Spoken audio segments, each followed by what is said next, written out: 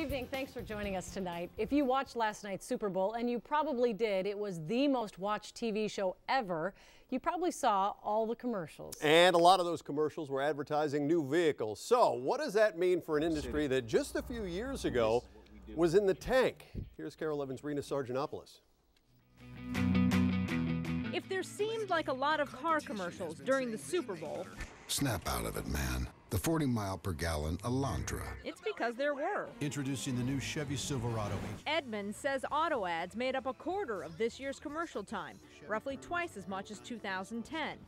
What does the increase mean? I don't think that that's necessarily an indicator that the industry is improving. Professor Emeritus Dr. Fred Zimmerman says while you can't connect the number of commercials to growth, the fact is there is growth. I think that probably the industry is going to have more medium years in the future. I don't think they'll have really bullish years, but it'll be less poor than it has been the last few years. According to USA Today, auto sales were strong in January, up 17.3%.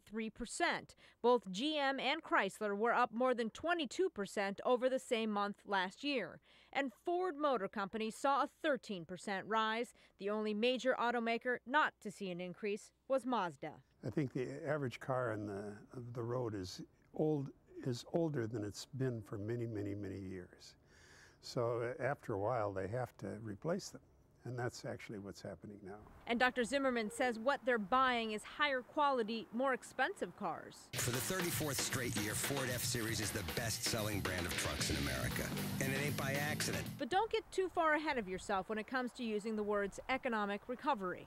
U.S. auto producers are doing a good job from the standpoint of both quality and value.